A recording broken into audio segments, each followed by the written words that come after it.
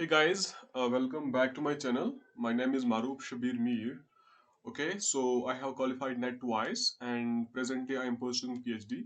So in this video we will discuss about UGC NET examination, how to qualify UGC NET examination in the very first attempt. Okay, so as you know, I have qualified NET twice, so I did it in my first attempt. The first time when I appeared for the examination, I qualified it with good marks.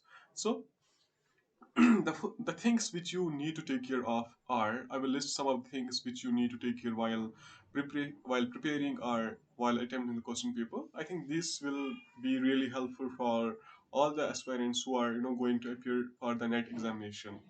So let's start the video. The first thing which is very important is you should not fear about the examination. This is really important. If you fear, I think you won't be able to qualify, because fear, like when you have fear in mind, you won't be able to solve questions properly, you won't be able to think properly.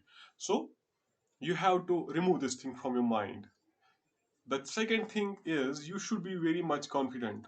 Okay, once you are confident, then only you will be able to think properly, think like how to solve questions properly. I think this will help you greatly. So after this thing, let's discuss about the examination pattern. So total number of questions जो होते हैं वो होते हैं 150.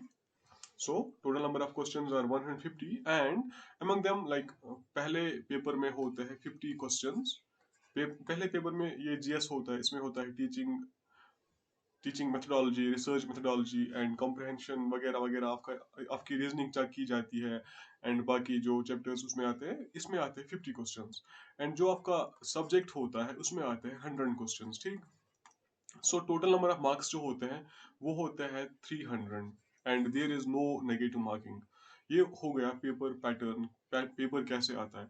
The second thing which important is कि आप कब exam दे सकते हो, when are you eligible for the examination. So इस क्वेश्चन पे ना लाइक डिफरेंट लोगों के डिफरेंट पर्सपेक्टिव्स है and most of the people are wrong. कुछ लोग बिलीव करते हैं कि हम लाइक मास्टर्स कंप्लीट करने के बाद ही एग्जाम दे सकते हैं एंड कुछ लोगों को पता ही नहीं होता कि नेट एग्जाम क्या होता है. सो जो नेट एग्जाम होता है वो आप मास्टर्स में अगर आप पढ़ाई कर रहे हो तो आप दे सकते हो, प्रोवाइडेड अगर आपका नेट रिजल्ट डिक्लेयर होने के बाद 2 साल में आपका मास्टर्स अवार्ड होता है. So your masters will be considered valid. For example लिख लेते हैं.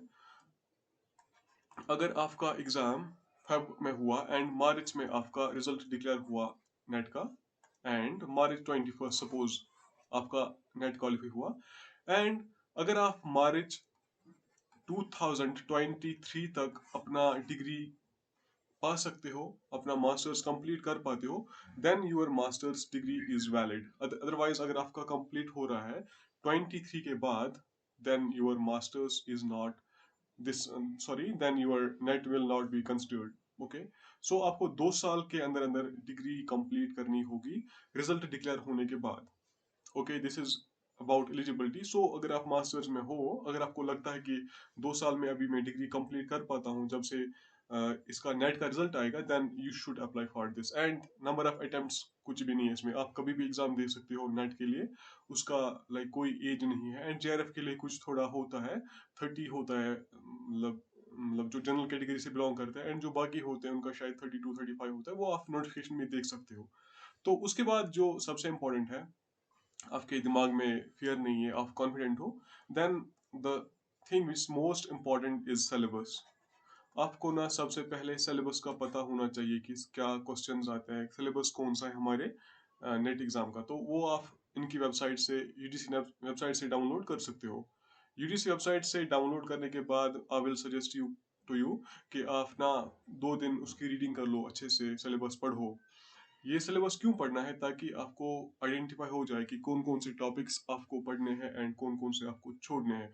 क्योंकि जो आपको टॉपिक्स पढ़ने हैं वो उतने ही इक्वली इंपॉर्टेंट है कि आपको कौन से टॉपिक्स लीव करने हैं. Okay, so this is important. So आपको ना सिलेक्टिव स्टडी करनी है, जो टॉपिक्स होंगे जिनसे क्वेश्चंस आते हैं वो आपको पढ़ने हैं. तो सिलेबस डाउनलोड करके आप क्या कर सकते हो, इसका प्रिंट आउट निकाल सकते हो एंड अपने पास रख सकते हो. उसके बाद आप टॉपिक वाइज पढ़ें. फॉर एग्जांपल अगर आपके सिलेबस में 10 यूनिट्स है, ठीक, सपोज 10 यूनिट से आप कोई भी यूनिट जो आपको लगता है सही है, उसको चूज कर सकते हो। सपोज आपने यूनिट फर्स्ट लिया एंड उसके बाद क्वेश्चन अराइज होता है कि पढ़ना कहाँ से। अगर आपको प्रॉपर मटेरियल ना हो तो लाइक एग्जाम क्वालिफाई करना मुश्किल है। तो प्रॉपर मटेरियल के लिए आपको क्या करना होगा, मेरे हिसाब से जहां तक मैंने एक्सपीरियंस किया है, ईपीजी पाठशाला एक वेबसाइट आती है, जिनको पता होगा उनको ठीक, जिसको नहीं पता होगा उनको मैं बता रहा हूँ कि ईपीजी पाठशाला एक वेबसाइट आती है। इसमें मास्टर्स का सारा सिलेबस आपको मिल जाएगा फ्री ऑफ कॉस्ट, एंड उनके पीडीएफ्स अवेलेबल है जो आप डाउनलोड कर सकते हो, एंड उनके वीडियोस भी आप देख सकते हो online without any money. Okay, so this is important. अगर आप यहाँ से पढ़ाई कर रहे हो तो आई थिंक आपकी सिलेक्शन पक्की हो सकती है, क्योंकि ये लाइक फ्रेम जो करते हैं, ये सिलेबस जो बनाते हैं, वो प्रोफेसर्स होते हैं, एंड यही प्रोफेसर्स फिर मटेरियल अपलोड करते हैं फ्रॉम लाइक डिफरेंट यूनिवर्सिटीज के होते हैं, वो कुछ कंपाइल करते हैं डिफरेंट टॉपिक्स पे एंड वही अपलोड करते हैं। सो यहाँ ये आपका ऑथेंटिक सोर्स है। एंड सेकंड थिंग जो है वो है ई ज्ञान कोश, ये जो इग्नो यूनिवर्सिटी होती है, उनका जो मटेरियल होता है मास्टर्स बैचलर्स का, वो भी आप पढ़ सकते हो।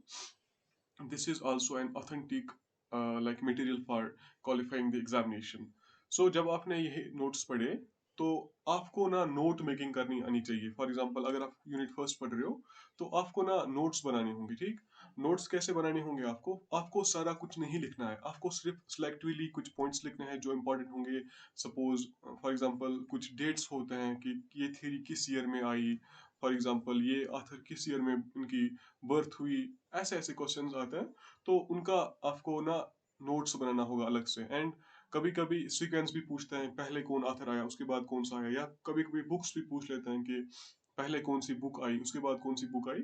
एंड ये डिपेंड करता है आपके सब्जेक्ट पे, तो उसके लिए आप ना अपने प्रीवियस ईयर पेपर्स भी देख सकते हो। उससे आपको आइडिया चल जाएगा कि आइडिया मिल जाएगा कि आपको कैसे प्रिपेयर करना है एंड किस तरह के क्वेश्चंस आते हैं। तो अगर आप 2-3 साल के प्रीवियस ईयर पेपर्स देखते हो तो वहां से आपको ये आइडिया मिल जाएगा।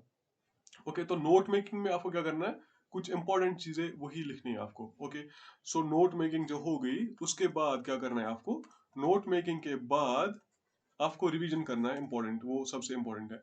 सो रिवीजन इज वेरी मस्ट। अगर अगर आप लाइक कोई टॉपिक पढ़ते हो तो टॉपिक पढ़ने के बाद आपको क्या करना है, उसको रिवाइज करना है। शाम को अगर दिन में कुछ पढ़ते हो, कुछ 5-6 टॉपिक्स, तो शाम को उसको आप रिवाइज कर लिया करें। एंड हफ्ते में एक दिन ऐसा रखो वीक में जब आप ना पूरे हफ्ते का रिवाइज किया करो। फॉर एग्जांपल संडे हो सकता है, लाइक आपने मंडे से लेकर सैटरडे कुछ पढ़ा, तो संडे में आप ना वो पूरे हफ्ते का रिवीजन कर लो एक बार। उससे क्या होगा, आपकी लाइक आपका जो कंप्रहेंशन होगा वो इंक्रीज होगा। तो रिवीजन इज इम्पोर्टेंट। एंड अगर आप चाहो तो अगर आपको लगता है कि बर्डन हो गया, बहुत टेंशन हो रही है, तो you can take a break, like एक वीक में एक दिन ले सकते हो ऑफ, एंड मंथ में 2-3 दिन आप ऑफ ले सकते हो, उसकी कोई परवाह नहीं है। But you must be consistent, like other जो बाकी डेज होते हैं उन पे आपको कंटिन्यूसली पढ़ना है, 4-4 घंटे, 5-5 घंटे। एंड पढ़ने के दौरान लाइक सबसे इंपॉर्टेंट क्या है, जो आपकी कंसंट्रेशन होती है वो डिक्रीज होती है। तो कैसे पढ़ते हैं, फॉर एग्जाम्पल अगर आपने 30 मिनट्स तक स्टडी कर ली या 1 आवर की, 1 hour study, then take 10 minutes break. Okay, this is important. अगर आप 10 मिनट की ब्रेक लेते हो, इसमें कुछ सुनते हो, अच्छा मेडिटेशन म्यूजिक सुनते हो, कुछ अच्छा काम करते हो जिससे आप खुशी मिलती हो, तो वो आप कर लें। उसके बाद फिर से 1 घंटा स्टडी, फिर 10 मिनट ब्रेक, इसी तरह आप अपना लाइक रूटीन कर सकते हो। मतलब 3-4-5 घंटे आराम से दिन में आप पढ़ सकते हो। तो रिवीजन भी हो गया एंड नोट मेकिंग भी हो गई। उसके बाद आते हैं हम लाइक जो एग्जाम के लास्ट 10 दिन रहते हैं एग्जाम से पहले, उनमें आप ना पूरा जो बुक्स वुक्स है उनको बंद करो, जो आपने पढ़ा है उसको बंद करना है, बस अपने नोट्स को देखना है। और प्रीवियस ईयर पेपर जो होते हैं तो उनको आप सॉल्व करो, ठीक। प्रीवियस ईयर पेपर्स को आप सॉल्व करने की कोशिश करो, एंड जो नेट में अभी पेपर्स आए हैं उनको एक बार देख लो कि किस किस क्वेश्चन का क्या आंसर बनता है, एंड इनको रिवाइज करो, बुक्स ऑथर्स को, बाकी जो कंसेप्ट्स हैं मेजर कंसेप्ट्स, उनको रिवाइज करो। इनको रिवाइज करने के बाद यू विल फील लाइक आपको बहुत कॉन्फिडेंस आ जाएगी इससे, क्योंकि इंसान जब पढ़ता है तो इंसान को लगता है कि मुझे कुछ याद नहीं रहता, मैं सब भूल गया हूँ। जब आप रिवाइज करोगे, रिवीजन करोगे, तो उसको उससे आपको ना थोड़ा कॉन्फिडेंस बिल्ड होगा। तो आप एग्जाम में अच्छे से जा सकते हो एग्जाम देने के लिए। तो जब आप पेपर अटेम्प्ट करोगे, दिस इज इम्पोर्टेंट, जब आप पेपर अटेम्प्ट करोगे तो उसमें ना कुछ क्वेश्चंस होते हैं, फॉर एग्जांपल मैथ्स में जो डिफिकल्ट होते हैं, आप सॉल्व कर पाओगे बट वो टाइम लेते हैं। इसके लिए सबसे बेस्ट क्या है, आप ना पहले क्या करो, आपको जो क्वेश्चंस आते हैं कंसेप्चुअल बेस्ड होंगे वो किया करो, ठीक। कंसेप्चुअल जो क्वेश्चंस होते हैं उनको पहले किया करो।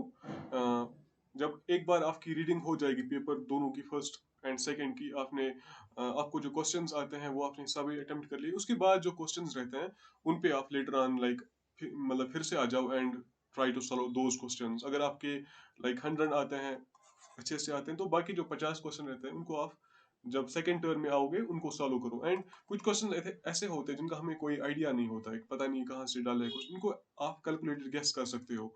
ये इंपॉर्टेंट है, अगर आप कैलकुलेटेड गेस कर सकते हो तो नेगेटिव मार्किंग तो नहीं है, मे बी लाइक 50 में आपके 20 क्वेश्चन ठीक हो जाए एंड आपका जेआरए भी क्वालिफाई हो सकता है। सो गाइज आई थिंक ये मेरी स्ट्रेटजी रही है, लाइक जिस तरह मैंने 2 बार नेट क्वालिफाई किया, आप भी कर सकते हो, इतना मसला नहीं है।